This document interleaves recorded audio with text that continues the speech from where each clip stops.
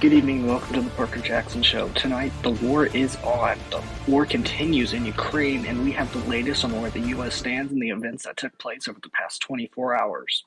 Also tonight, a con artist charged. The presidential candidate went on a crime spree, resulting in the FBI filing charges against him. We have the latest on the charges and what this means for the presidential campaign.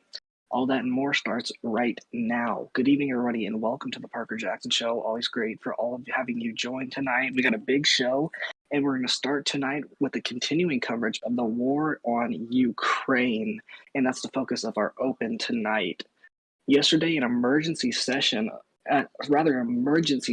session of Congress, the United States voted to enter war and aid our Ukrainian allies. Since the United States declared war last night, many other countries have joined in.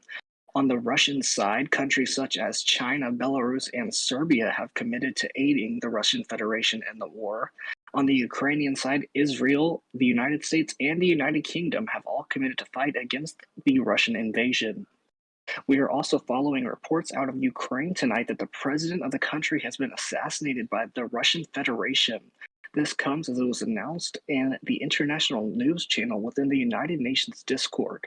In a statement from the Russian ambassador, it said the Russian FSB Alpha launched a federal assassination on the president of Ukraine, and they proceeded to release photos of the incident. Along with that, tonight there are growing questions on the current state of our military. This comes as many members of our government have spoken out about the state of our military and question if we are strong enough to win this war. Last night on the show, Deputy Secretary of Defense was unable to give an estimate on how many troops we have within our military, causing some people to question how many we really have. Keep in mind we are a fairly new nation and that might have an impact on our military service. Now, that's going to be the open for tonight. Joining me now is the Secretary of Defense. Good evening, Mr. Secretary. Good evening. Thank you for having me on. So I guess let's start with the events that are unfolding. Last night, your department held a press conference. I guess give the overall information that was given out at that press conference, just because it was pretty late at night and most people were unable to attend. Yes. Okay, so let's start off with the press conference. What I went over, for those who cannot attend, I did release a transcript of the press conference. It is in government alerts and it's also on our Twitter. But if you don't have time to view that, I'll just go over the brief few things that we did discuss. First, obviously, we had the joint session of Congress, emergency in regards to the war declaration, which was passed. Everybody voted A besides one person of Congress. All I discussed at the meeting was right now we are discussing war terms with the Ukraine and Russia. That is still ongoing at the moment. There is not a set war term, but the president and I have been discussing what we want to see out of this war. First and foremost, we want to make sure this conflict ends soon.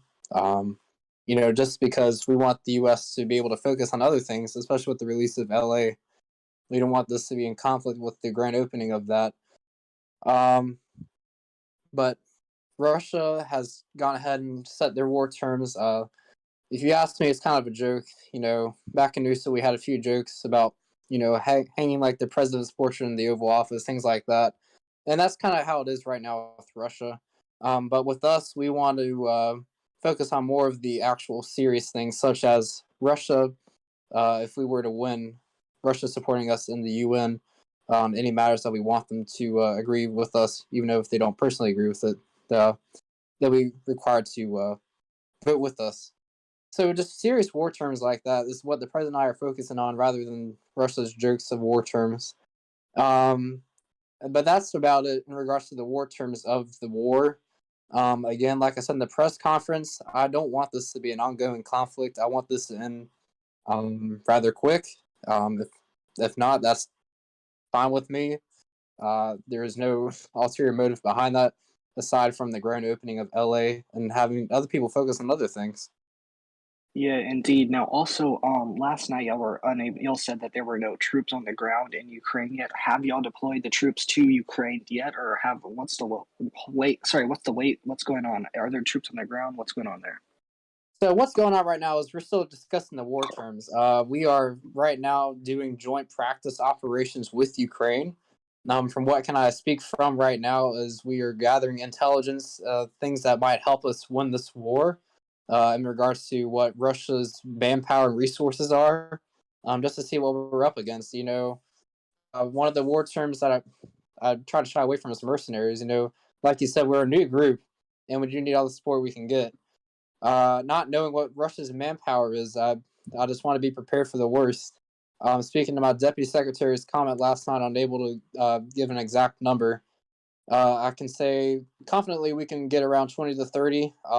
Most of them are reserve personnel, but like I announced last night, the Joint Chiefs of Staff decided to bring them into active duty if need be. So they are on standby. Personally, if you ask me, I feel confident. I don't see Russia being a huge threat in regards to manpower. I have Would you not say been. that would you say that Russia has more troops than we currently do? It's hard to say. Russia has been around a lot longer than us. Intelligence, from what I can share, is it will be a pretty fair war, and that's what I like to see. It's a war, not much of a war against numbers as much as who has the better skill.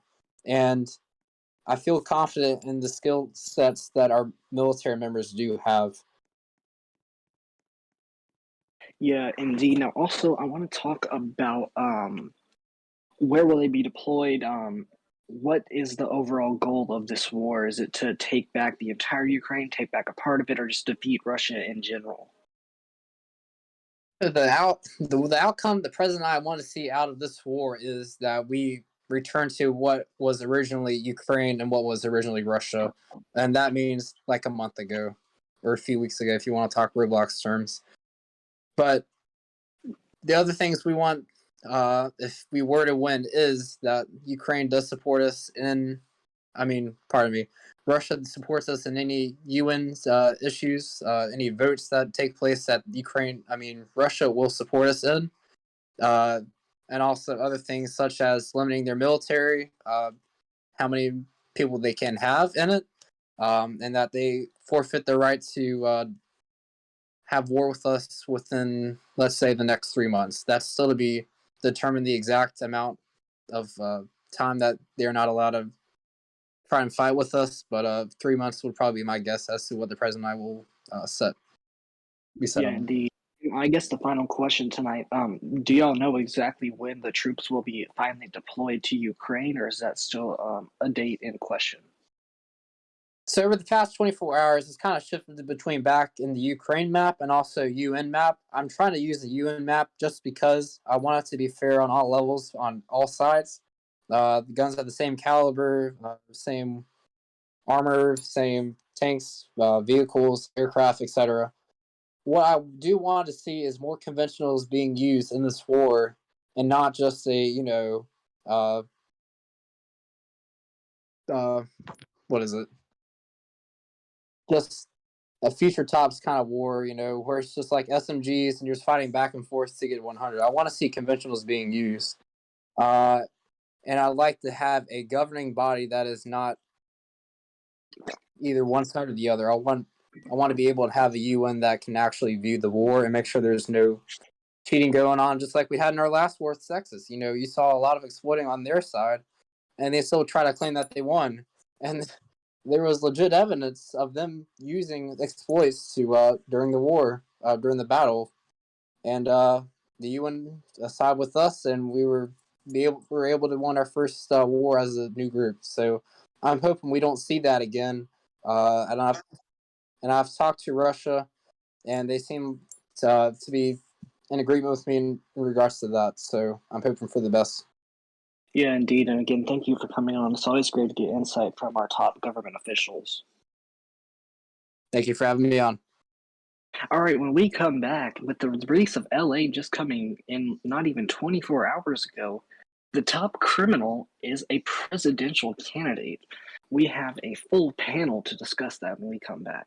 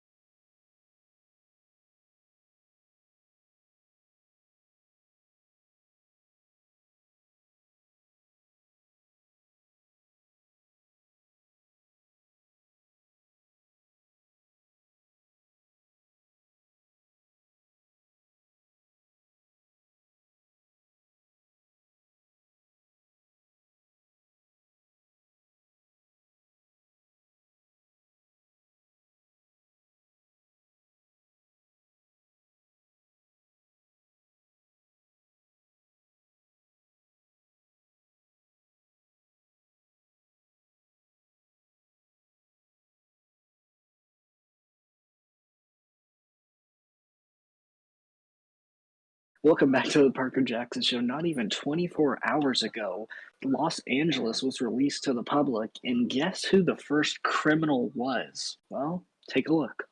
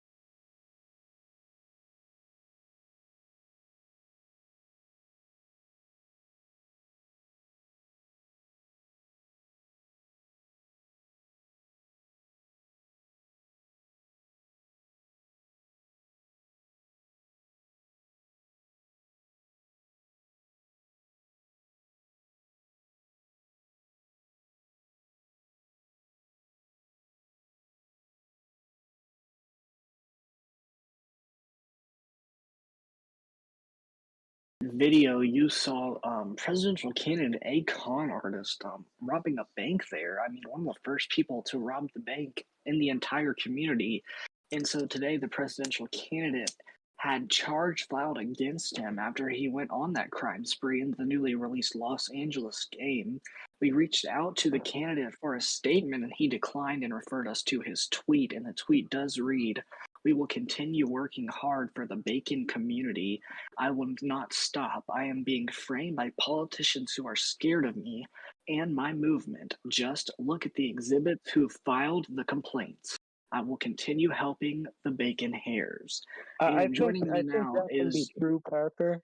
People, politicians are scared of not the bacon hairs. The bacon hairs are great people. I think the politicians and the people are scared of people like a con artist for shooting them in the streets of LA. and Liam, I guess go ahead and first clarify why you were shooting at a con artist just to get that out of the way. Oh, he was wanted there. He was robbing the bank and he killed multiple people. Yeah, indeed. Now also, he's talking about politicians who are scared of him, but most of the people that called him out were from his same party. Am I not correct? Yeah, you had free news for the first time, not spinning the story towards the Akon Artist campaign. You had free news reporting factual, unbiased, impartial media. I'm really proud of them. And so I guess Sheed, go ahead and jump in here anytime you want. He's currently running for president of the United States. Does him being held in federal detention, having these charges filed against him, I Well, does think that? no, according to the United it's not States gonna inhibit Code, him once. It's not gonna inhibit him at all. Because if you remember the case of Eugene Du Bois, he ran as the socialist candidate in the 1930s while he was in prison. So no, I don't think this is gonna hinder him at all. I It think might not according hinder to the him. United States Code, people who are felons are not able to do such things, and especially if group management in regards to the Federal Elections Commission, if they put in their elections policy, if you committed a crime within a certain amount of time, you're ineligible for office. You'll be disqualified if you seek election, like in Noosa. Now, Liam, I also have a question for you, and I guess you too. Y'all are both in the Congress, so would y'all consider creating some sort of bill that says if you commit so many crimes, blah blah blah, or if you're charged with this, you will be unable to run for president? Do you think you'd have support on that bill if that were to be created? It's Well, I likely. think we should create one for any elected civil office. I think within a certain period of committing a felony class crime, such as murder, statutory assault, grand theft auto, robbery, I think within, say, a month of committing those crimes, you should be ineligible to seek election to 1, the House of Representatives, 2, the United States Senate, and 3, the office of the presidency. Yeah, indeed. Now, I mean, he might not be punished legally as of now, but do you see his campaign and the followers of his campaign taking a major hit due to this? Well, you No. saw JS. JS, he started. I haven't seen him since it was out that Akon's been running around murdering people in LA. I haven't seen him post any Akon artist for president political ads recently. And you saw Free News, his media network. Uh, they reported coverage that wasn't favorable to Akon artist. So anything's possible. I don't Yeah, think it's gonna affect his campaign whatsoever. Uh, we've all seen Noosa. We've all seen how this goes numerous times. I mean, look at Reset 4K and Hot for Real. I mean, exactly. This is very, very interesting to see because Well, if you think about it, Reset was already president when he yeah, started committing crimes. yeah, And Hop and was DC mayor, got impeached, and became president later on. I mean, that was when there was like 100 people in FedGov. I also feel like if we continue down this path, we're just ending up like Noosa was before, if you think about it. But also, I mean, this is a very interesting thing because not even 24 hours ago, LA was released. And yes, it was expected to have crime, but did any of you ever expect that a presidential candidate that actually was very well in the race, he was in the polls, he had high polls and all that stuff. Did y'all ever think that you would see him out on the streets being one of the first people to rob a bank? I'm not Yeah, surprised whatsoever. no, I'm not either, And why aren't y'all surprised at that? because it's just, It's I Roblox. guess, yeah, yeah. Yeah, and indeed, thank you both for joining me. But we're going to take a quick break, and when we come back, we're going to kick off a new segment, and we'll be right back.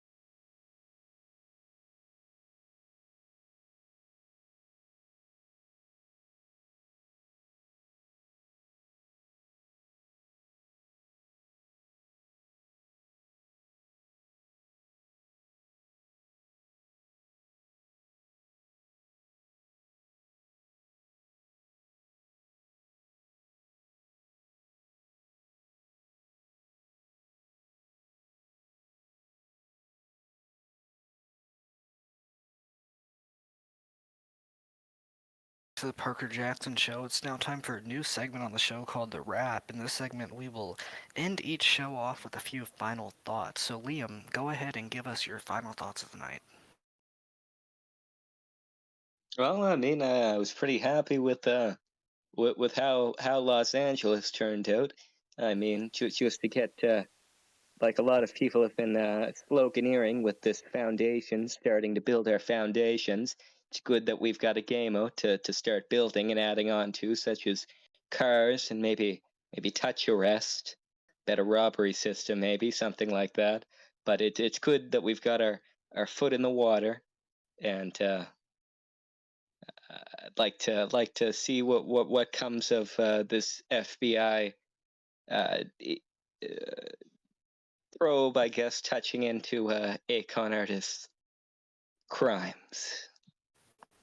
Yeah, indeed, and thank you so much for coming on the show tonight.